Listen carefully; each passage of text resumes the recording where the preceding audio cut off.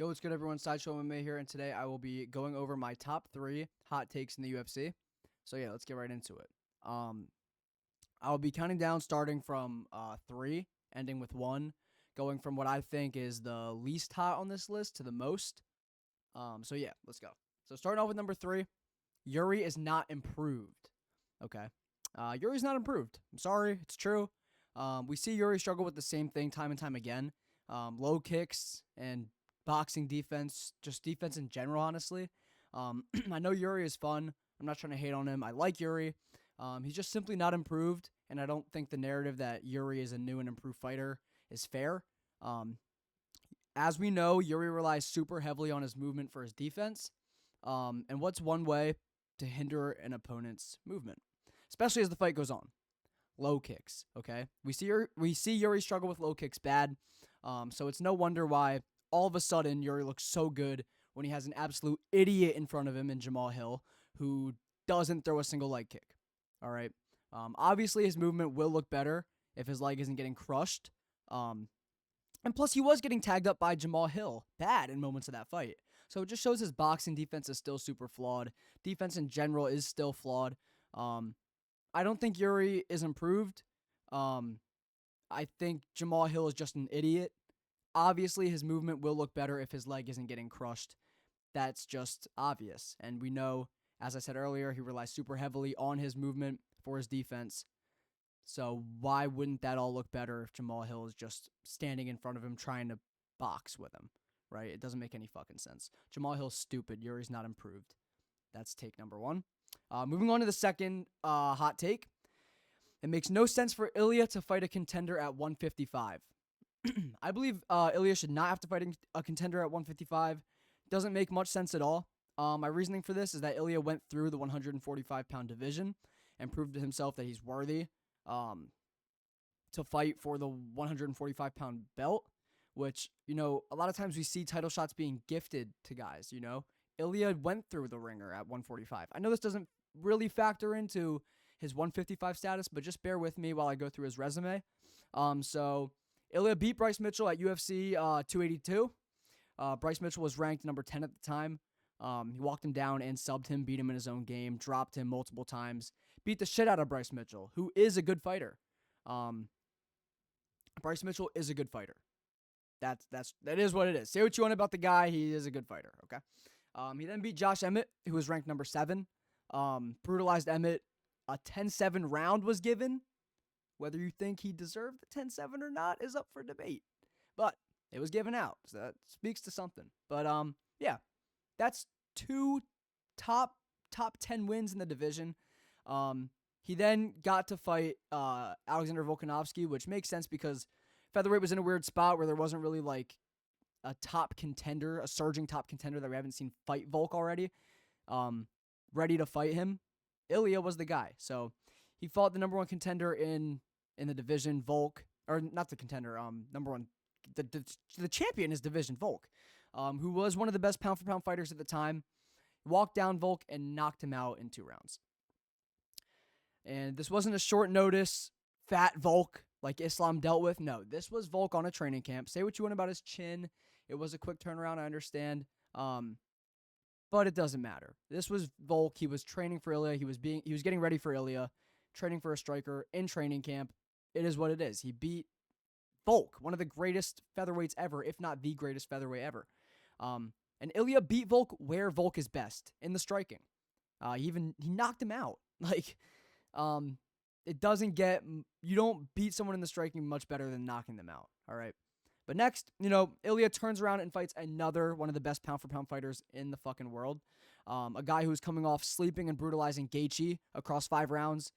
Max was entering a second prime after that last Volk fight, and arguably the most dangerous he'd ever been in the UFC.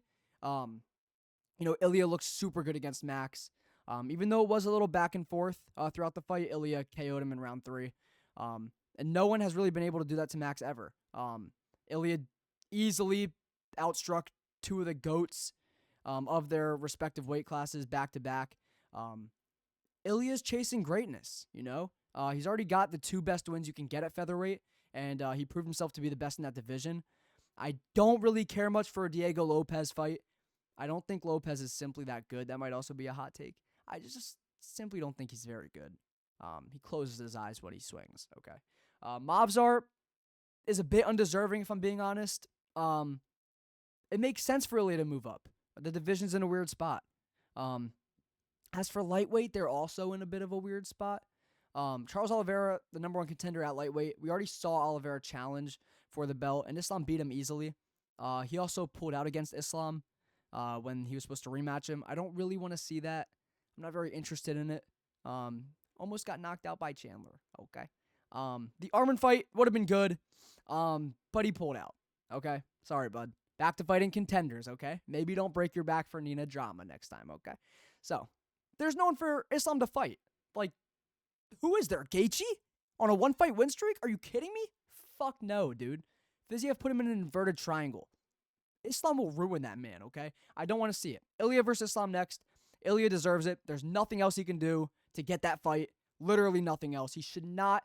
Why should Ilya be punished and forced to fight Poirier? Okay, he just KO'd two of the best pound-for-pound fighters in the world. Why should he be punished and fight Poirier? It doesn't make any sense. There's nothing else he can do. He already has a win at lightweight over Jai Herbert. He doesn't need a fucking tune-up. He's a champion, was the champion he vacated. Throw that man in a title fight. He should be fighting for gold, and that's it until someone beats him. Honestly. Moving on to the last hot take for the video. Hottest take, in my opinion. Fighter pay is not too low. I will stand on this, and I will die on this hill.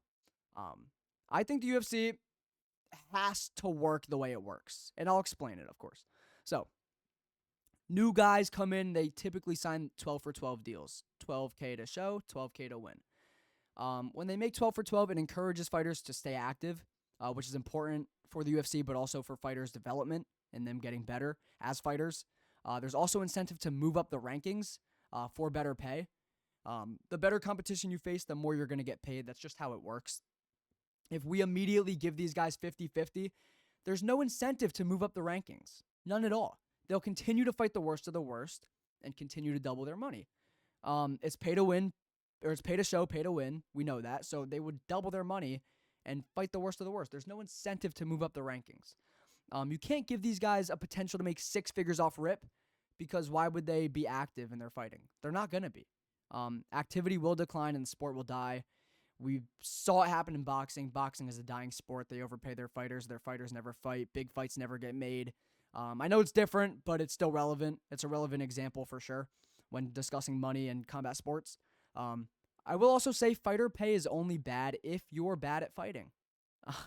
That might be a little nuanced, but if you can't get a win, yeah, your pay is going to be shit, and it should be. You're not good at your job. But if you're having awesome performances, winning, you're getting your win money with the opportunity of getting a $50,000 bonus, which is great money. We already see the top contenders get paid well, fight once a year, sometimes even less. So maybe they're getting paid too much, honestly. I think there's a better argument for fighter pay being too high than too low. If I was able to work one day a year and sit on my ass for the other 364 days, would you say I'm being paid well? Yes, you would. Yes, you absolutely would. So I'm not sure how it's different. I get how it's different, but I'm not sure how it's different. Okay. But yeah, hypothetically, for sake of the argument, let's say fighter pay increases. Hypothetical situation, UFC signs a 9-1 a regional prospect, 9-1 guy who, did work on the regional scene, a 9-1 prospect. And they're paying him $50K to show and $50K to win in his first UFC contract with the UFC. Signs a 4-fight deal. Let's say he goes 1-3 and gets cut. Okay, $50K to show, $50K to win. That dude just robbed the UFC of $250,000. Do you see how this could be bad? Like, he's like, this is not going to end good. The UFC should just keep it the way it is. This won't fucking solve anything. If you want to get paid well, be good at your fucking job. All right, simple enough. Those are my top 3 UFC hot takes for 2025.